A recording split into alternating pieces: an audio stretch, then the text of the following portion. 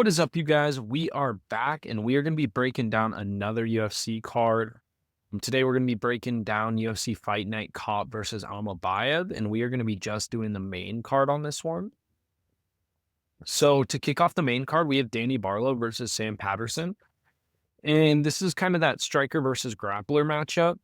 Patterson came up from 155, I believe, 2 fights ago, and moved up to 170. And he's gotten 2 first-round submissions since he moved up to 170. And Barlow's been at 170. He's predominantly a striker. His 2 fights in the UFC, he got a third-round finish over Josh Quinlan, and then a decision win over Varetnikov. These guys are both taller welterweights. Sam Patterson 6'3" and Danny Barlow 6'2", so both bigger frames for 170-pounders. Similar reach, Barlow has a 1-inch reach advantage, and Patterson has a 1-inch leg reach advantage. But in this fight, I think it's going to be whoever can implement their realm of MMA. I think Patterson is predominantly a grappler compared to Barlow being predominantly a striker. And they're both up-and-coming prospects in the welterweight division, 28 and 29. Barlow's 9-0. Sam Patterson's 12-2. And a lot of people are picking Barlow in this one. He is a big favorite. But honestly, I think I'm going to have to go with Sam Patterson. Like I said, he moved up from 155. He did lose his first fight in the UFC. He got KO'd. He got caught. But other than that, he's a really lengthy, tricky grappler on the ground. And when he gets you down early and you're dry, he's a tough matchup for anyone. And I think that he's going to present problems for Barlow. Having the same frame as him, being 6'3", is actually a little bit taller. So it's not going to be as easy for Barlow to just put strikes on him. He is going to be able to keep his distance. And Patterson's going to be able to implement his game plan on the ground, I do believe. And I think he's going to be pretty live for a submission in this fight. So I'm going to be picking the underdog to kick off the main card with Sam Patterson over Danny Barlow. Should be a fun fight. We'll see who's able to implement their realm of MMA, but I think it's going to be Sam Patterson in this one. And then on to the next fight, we have Hyder Emil versus William Gomes. And Hyder Emil's coming off that fight where he landed like a 38-punch combo to finish the fight. I believe it was his first or second fight in the UFC. He is a bit older. He's 34. He's a 10-0 and 34. So definitely older in his career. He's not going to be here for a long time. He's going to be here for a good time. So he needs to put on some fun fights and make a name for himself if he wants to make money off of MMA. Obviously, he's making money, but, make like the lucrative money off of MMA. Being older, he's not going to have a whole long time here. But he is predominantly a striker, so this could be a fun matchup for him against someone like a William Gomes. Gomes is coming off of the win against Joanderson Brito in France, and Brito was on a tear. He was coming off a couple of knockouts. I think he was on a 5-fight win streak before he fought Gomes in France. It was a split decision. It was a close fight. It could have gone either way. Some people said that Gomes got it because he was the hometown guy, but honestly, I think it was a close enough fight. I don't think it was a robbery. I think it was a good split decision. It really could have gone either way. But I think in this fight, I'm going to have to lean Gomes. He does have 3 inches in height, 3 inches in reach, so he is going to be able to maintain the distance a little bit better. He's shown against someone like a Joanderson Brito that he's able to deal with people who are dynamic on the feet and stay safe, and still implement his game plan. And so I think here he's going to be able to do the same against Hyder. And I am going to have to go with William Gomes on this one. I would say Gomes by decision would be my pick on this one. I think it's going to be mainly a striking affair. I don't think either one of them is really going to grapple a whole lot. And I think William Gomes is going to be able to stay at range and stay safe and come out with a decision victory.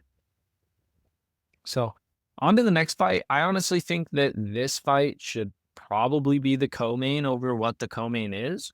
But we have Naldirat Haqparast versus Esteban Ribovic. And if you guys haven't watched Esteban fight yet, go back and watch his Sphere fight last year or his fight against Terrence McKinney. He had a KO of the year candidate against McKinney with a nasty knockout, and then he had a fight of the year candidate with Zellhuber in the Sphere. He puts on fun fights. He's new to the UFC. He lost his first fight, and then he's won all of his fights since then. I believe he is 3-1 in the UFC. One loss by decision, one win by decision, and then those two crazy fights last year. And he's going up against someone like a Nagarat Haqparast, who's coming off a win against Jared Gordon, where some people thought that he lost that fight. And honestly, Nazarat is not the most dynamic or unorthodox lightweight. I don't think he has anything extremely special about his striking, and he doesn't have any crazy grappling accolades. And I think that Esteban's going to present a lot of troubles for him. Esteban was going up against someone like a Zellhuber last time, who's really tall for the lightweight division, hard to close the distance. And this time he's going up against someone who's the same height as him. Nazarat does have a bit of a reach advantage, but Esteban's going to have an easier time closing the distance. He's got big power. He's very dynamic. He's unorthodox in the way that he strikes. And I think that he could cause a lot of problems for someone who's a very orthodox, not super explosive, unorthodox fighter in Nazarat. And so I think this could be a fun fight on the feet. Just two different styles on the feet, but I am going to be leaning Esteban over Nazarat just for the simple fact that I think he's got youth on his side. I think he's more dynamic. I think he offers just a lot more options to finish the fight on the feet or to take control of the fight on the feet. And so I am going to be picking Esteban in this one, either by decision or KO. Because like I said, he does have big power, and I could see that. And then on to the next fight. This one is the one that I was saying. I think Esteban's fight should be the co-main over this one. For our co-main event, we have Cody Brundage versus Julian Marquez. They're both coming off. Brundage is coming off of a no contest and then a loss to Bo Nickel. And Marquez is coming off of 3 straight losses, I believe, 3 straight KO losses. And honestly, neither one of these guys has shown anything super impressive in their last fights. Brundage did get that no contest because of strikes to the back of the head. That was pretty dirty. But his fight before that was his fight against Bo Nickel, a highly touted prospect.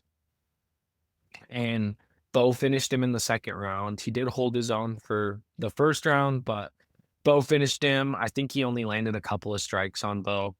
It really wasn't a super competitive fight. And then, yeah, like I said, Marquez is coming off of 3 straight KO losses. And they're pretty nasty KO losses, too, where, I mean, he's kind of getting styled on. He's getting hit hard. And I just, coming off of 3 straight KO losses, going up against someone like Brundage he's not known for his crazy power or anything like that. But I am going to have to lean Brundage on this one. I think whoever loses this fight, there's a pretty good chance they get cut from the UFC. Marquez, especially if he loses this fight, 4 losses in a row, I think you're getting cut from the UFC. And then Brundage as well. It's not like he's a super big fan draw. Coming off the loss to Bo Nickel and then the no contest. If he loses this one, I think there's a pretty good chance that he gets cut as well. And so I think they're kind of fighting for their contract in the UFC on this one, and I think Brundage is going to prevail in this. I think if anything, he will out-grapple Marquez, but I do think there is a chance that he finishes Marquez on the feet.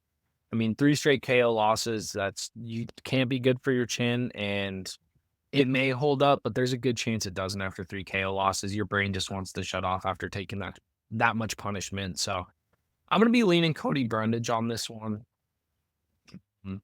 Not the most exciting co-main event, but it's a co-main event, or it's our co-main event for this card. So we have to deal with it, and I'm going to be leaning Brundage. But to finish off this card, the main event, I think this is going to be a pretty fun fight. We have Manel Kape versus Asu Almabayv. Asu Almabayv is coming off a win against someone like Mateus Nicolau. I believe it was the decision win. It wasn't the most exciting fight. There wasn't a whole lot going on for the first 2 rounds of the fight. Just went back and watched it today. There wasn't a whole lot going on for the first 2 rounds, and then he rocked Nicolau in the third and just held him down on the ground after that, kind of beating him up on the ground with strikes.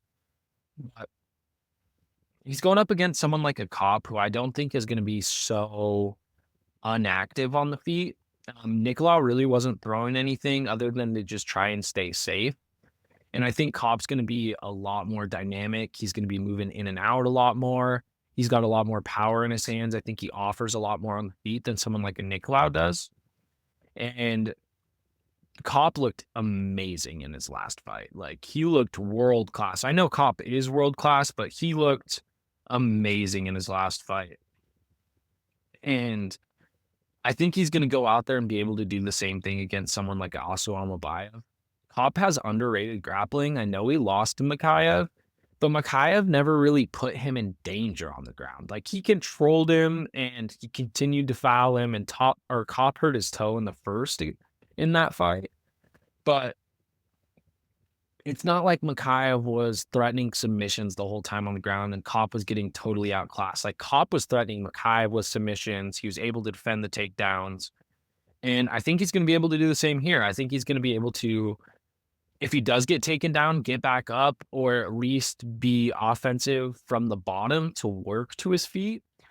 And I also think he's going to be able to stuff some takedowns. And I just think he's a lot more dynamic than Almabayv is on the feet. I think he offers a lot more different types of strikes, kicks, flying knees, elbows, spinning. And he's super fast. He's in and out. And Almabayv is not the most dynamic striker. You know, he wants to get you to the ground. And I think Kape has a huge gap in the striking realm, whereas Almabayv is definitely the superior grappler. But I don't think the gap between Almabayv and Kape on the ground is as big as it is between them on the feet. And I think that favors Kape a lot. And so that's why I'm gonna be picking Kape here, and Kape possibly by KO. I think if Kape goes out there, gets an impressive win in this fight here, he could leapfrog some people for, actually, it's not even really leapfrog. And I think Kai's next for the title fight. And I think if Kape goes out there and gets an impressive finish, he was supposed to fight Royval for this fight. If he goes out there and gets an impressive finish, I think he's next in line for a title shot against the winner, Pantoja and Kai. That's if Pantoja wins. I think if Kai wins, they might grant that rematch instantly just because Pantoja's ran through everyone. But if Pantoja wins and Kape goes out there and doesn't even have to be the most impressive performance, but he makes a statement out there, or he goes out there and has a good win, I think that he'll be next. But I do think that Kape is going to go out there, style on Almabayv a little bit. I think his striking is just too good for Almabayv, and he's going to be able to defend Almabayv's grappling. And so I'm going to pick Kape by KO in this one. 5-round fight. It's going to be a fun fight. I'm a big fan of Kape, honestly. So there may be a little bit of bias in this one. But really, I just think that his grappling defense is going to be good enough to let him expose the gap in striking in this fight. So my final pick for this card is going to be Kape over Almabayv. And so that wraps up the main card for us. I appreciate you guys tuning in. I will do another breakdown for the pay-per-view next weekend. And I will probably do a recap for this card as well. So if you guys enjoyed the video, please give it a like, subscribe, and I will just catch you guys next week.